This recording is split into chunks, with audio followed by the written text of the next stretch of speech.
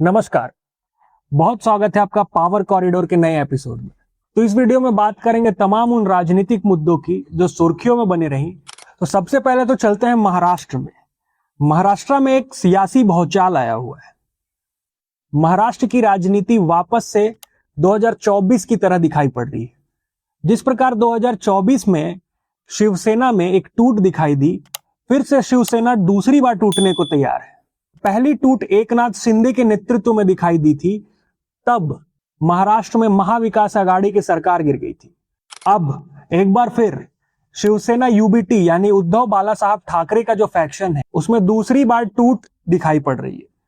बता दें कि शिवसेना यूबीटी के 9 सांसद हैं, उसमें 6 सांसद एकनाथ शिंदे के फैक्शन में मिल सकते हैं। अब कुछ दिन में अगर ये देखा जा सकता है कि शिवसेना यूबीटी में बस ठाकरे परिवार और संजय राउत ही दिखाई दे, तो कोई आश्चर्य की बात है नहीं। 2019 में जब शिवसेना उद्धव ठाकरे के नेतृत्व में बीजेपी को बैकस्टैप करके महाविकास आघाड़ी बनाई, एनसीपी और कांग्रेस के साथ मिलकर सरकार बनाया और उद्धव बाला साहब ठाकरे ने मुख्यमंत्री पद की शपथ ली, तभी ये डिसाइड हो गया था कि अब उस पार्टी का डाउनफॉल चालू होने वाला है। क्योंकि शिवसेना बाला साहब ठाकरे की राह से भटक गई। आदरणीय बाला साहब ठाकरे की पूरी राजनीति कांग्रेस के विरोध में और हिंदुत्व के जो विरोधी हैं उनके विरोध में रही। फिर 2019 में उद्धव बाला साहब ठाकरे ने क्या किया, उन्हीं लोगों के साथ मिलकर मुख्यमंत्री पद की शपथ ले ली। तो जनता ने यह सब देखा। अब ना उनके पास उनकी पार्टी है, ना सांसद है, ना पार्टी का सिंबल है। एकनाथ शिंदे ही अब असली शिवसेना के वारिस दिखाई पड़ रहे हैं। तो अब महाराष्ट्र की राजनीति में ऑपोजिशन कह ले तो अब कांग्रेस पार्टी के अलावा कुछ दिखाई नहीं दे रहा है। बीजेपी अब इतनी स्ट्रांग हो चुकी है क्योंकि बीजेपी के नेतृत्व में जो एनडीए है वहां पे, और शिवसेना जो कि एकनाथ शिंदे की पार्टी है, अब तकरीबन 2/3 बहुमत की ओर है वो लोग। और इस टूट के बाद एनडीए के पार्लियामेंट में भी, लोकसभा में भी 2/3 बहुमत की ओर संख्या बढ़ती दिखाई दे रही है। अब मामला यही नहीं रुकता हुआ दिखाई दे रहा है। बता दें, उत्तर प्रदेश में भी ओपी राजभर ने हाल ही में एक बयान दिया कि अब समाजवादी पार्टी के सांसद भी टूटने को तैयार है। कि क्या अब समाजवादी पार्टी नेक्स्ट पार्टी होने जा रही है, क्योंकि अगर समाजवादी पार्टी के भी सांसद टूट जाए तो उसके बाद बचेगा कौन?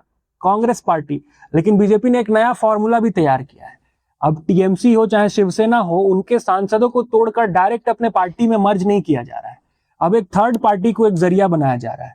क्योंकि टीएमसी के भी जो 20 सांसद टूटे हैं वो एनसीपी में ज्वाइन किए। एनसीपी जो कि मिजोरम की एक पार्टी है, नेशनलिस्ट सिटीजन्स पार्टी, जिसका नाम भी किसी ने नहीं सुना था, उसमें ज्वाइन कराकर एनडीए को समर्थन दिला दिया गया है। 320 से 22 सांसदों का समर्थन लोकसभा में बीजेपी के पास आ चुका है।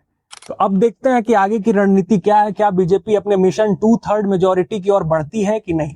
अब आते हैं उत्तर प्रदेश में। उत्तर प्रदेश में अयोध्या से एक बहुत बड़ी खबर है। अयोध्या के राम मंदिर में चंदा चोरी का मामला सामने आया है। अखिलेश यादव ने आरोप लगाया कि जो अयोध्या राम मंदिर है उसमें 7 से 10 करोड़ के चंदों का हेरफेर हो चुका है। और कई सोर्सेस की माने तो ये संख्या 100 करोड़ से ऊपर भी है। हालांकि समाजवादी पार्टी के प्रमुख अखिलेश यादव को एक अच्छा मुद्दा मिल गया है राजनीतिक रोटी सेकने का। और अखिलेश यादव भी कितने बड़े राम भक्त है वो भी यूपी की जनता जानती है, क्योंकि अभी तक एक बार भी अखिलेश यादव अयोध्या राम मंदिर गए नहीं है। लेकिन फिर भी भाजपा ने उनको एक मुद्दा थाल में सजाकर तो दे ही दिया है। क्योंकि अगर ऐसी घटना घटित हुई है तो ये बीजेपी के लिए बहुत शर्मनाक बात है और एक बहुत बड़ा पॉलिटिकल डैमेज उनको झेलना पड़ेगा। ये भारतीय जनता पार्टी का राइज ही राम मंदिर के मुद्दे पर हुआ। 90 के दशक में कार सेवा यात्रा निकलती है, उसके बाद जो राइज भाजपा ने देखा, वो आज भाजपा जो है वो प्रभु श्री राम के आशीर्वाद की बदौलत है, ये कहे तो गलत नहीं है। ये खबर के आने के बाद ही मुख्यमंत्री योगी आदित्यनाथ ने एक एसआईटी की टीम गठन की और एसआईटी की जांच जोरों शोरों से जारी है। एसआईटी की टीम अयोध्या पहुंच चुकी है। विपक्ष आरोप चंपत राय पे भी लगा रहा है, जो कि राम मंदिर तीर्थ ट्रस्ट के महासचिव हैं। कुछ और भी लोग हैं कमेटी में, जैसे अनिल मिश्रा, गोपाल राव, इन पर भी आरोप है। लेकिन चंपत राय से भी सवाल है कि जब आपको लाइमलाइट में रहना है, कोई भी कार्यक्रम हो तो चंपत राय ही सामने दिखाई देते हैं। प्रधानमंत्री के साथ रहना हो या आरएसएस के सर्व संघचालक मोहन भागवत के साथ, तो चोरी का मामला अगर सामने आया है तो जवाब भी चंपत राय को देना पड़ेगा और उसकी जिम्मेवारी भी उनको लेनी पड़ेगी। लेकिन एसआईटी की जांच जारी है, तो अभी इस पर टिप्पणी करना गलत होगा। जांच में क्या सामने आता है ये देखना होगा। लेकिन आदित्यनाथ योगी जी से एक ही निवेदन है कि ये करोड़ों लोगों के आस्था के साथ मजाक है। जो कोई भी इसमें आरोपी है उस पर सख्त कार्रवाई होनी चाहिए, बुलडोजर एक्शन भी हो, ऐसा हम निवेदन करते हैं। अब आते हैं नीट के मुद्दे पर। 21 जून को नीट वापस से होने जा रहा है। ये हम सब ने देखा कि कैसे नीट का पेपर लीक हुआ। धर्मेंद्र प्रधान को काफी लोगों ने घेरा, जो कि सही भी बात है। लोग कह रहे हैं कि धर्मेंद्र प्रधान नरेंद्र मोदी कैबिनेट में सबसे नाकामयाब मंत्री है। मैं इससे अग्री नहीं करता हूं। धर्मेंद्र प्रधान काफी कामयाब मंत्री है, क्योंकि 2014 के बाद से प्रधानमंत्री मोदी ने जो एक अपना ब्रांड बनाया, एक बीजेपी को एक पहचान दिलाई, चाहे इंफ्रास्ट्रक्चर डेवलपमेंट का मुद्दा हो या एक एग्रेसिव हिंदुत्व पॉलिटिक्स हो, उस 12-12.5 साल के जो शासन में एक पहचान नरेंद्र मोदी की बनी, उस पूरे पहचान को 2 वर्षों में अगर किसी ने खत्म किया है तो वो धर्मेंद्र प्रधान है। तो इनको नाकामयाब कहना तो गलत बात है, क्योंकि ये सबसे कामयाब है। ऐसा कोई भी मंत्री अभी तक ये कामयाबी हासिल नहीं कर पाया है। ऐसा कोई भी मंत्री अभी तक इतनी ऊंचाइयों तक नहीं पहुंचा है। यूजीसी का मुद्दा हो, 2024 में नीट का पेपर लीक हो गया, 26 में नीट का पेपर लीक हो गया, और कई ऐसे सरकारी परीक्षाएं हैं जिनकी पेपर आए दिन लीक हो रही है। तो ये कहना बिल्कुल गलत नहीं होगा कि नरेंद्र मोदी के सरकार में तकरीबन 12.5 वर्ष प्रधानमंत्री मोदी को हो गए।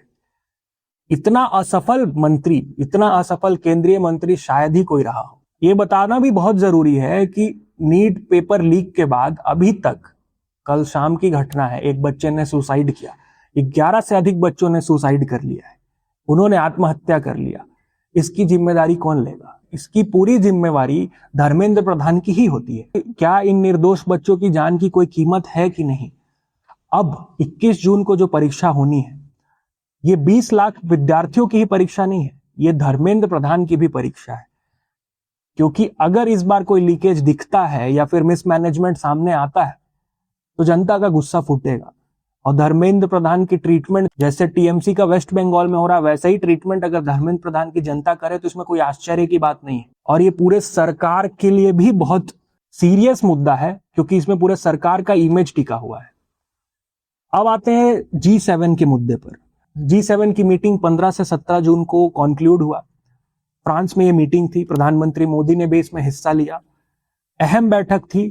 अहम इस वजह से क्योंकि पूरा वैश्विक संकट हमारे सामने है, यूएस, इजराइल और ईरान की घटना की वजह से, उनके युद्ध की वजह से, और पूरा जो मिडिल ईस्ट का घटना है, इसकी वजह से सिर्फ भारत ही नहीं, पूरा वर्ल्ड परेशान है। तो इस बैठक में बायलैटरल मीटिंग भी हुआ। नरेंद्र मोदी ने फ्रांस के प्रेसिडेंट इमैनुअल मैक्रोन के साथ बैठक किया, ब्रिटिश पीएम कियर स्टारमर के साथ बैठक हुआ उनका।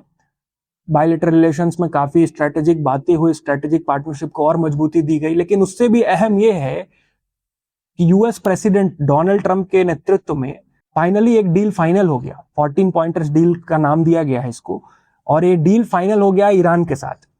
ये बहुत राहत की बात है पूरे विश्व के लिए, और भारत के लिए तो बहुत ज्यादा, क्योंकि तेल का संकट हमारे सामने बहुत बड़ा है। और इस डील के बाद, ये 60 दिन के लिए डील हुआ है, तो टेम्पररी सीज फायर भी कहा जा सकता है इसको। और अगर अब कोई मूर्खता डोनाल्ड ट्रंप नहीं करते हैं, या इजराइल नहीं करता है, या फिर ईरान के जो जिहादी माइंडसेट के प्रॉक्सीज हैं, हमास या हिजबुल्लाह के आतंकी, वो भी अगर कोई मूर्खता ना करें, तो ये डील सक्सेसफुल हो सकता है। और इससे पूरा वर्ल्ड बेनिफिट करेगा। 25 से 30% फ्यूल हम मिडिल ईस्ट से इंपोर्ट करते हैं, हॉर्मुज के रास्ते से इंपोर्ट करते हैं। स्ट्रेट ऑफ हॉर्मुज के खुलने की बात इस डील में हुई है, और अब 60 दिन तक की ये बात है, देखते हैं कब तक ये चलता है। तो इस एपिसोड में इतनी बात होगी। इसी तरह के एनालिसिस के लिए जुड़े रहिए आप हमारे साथ, और देखते रहिए हमारी ये सीरीज पावर कॉरिडोर।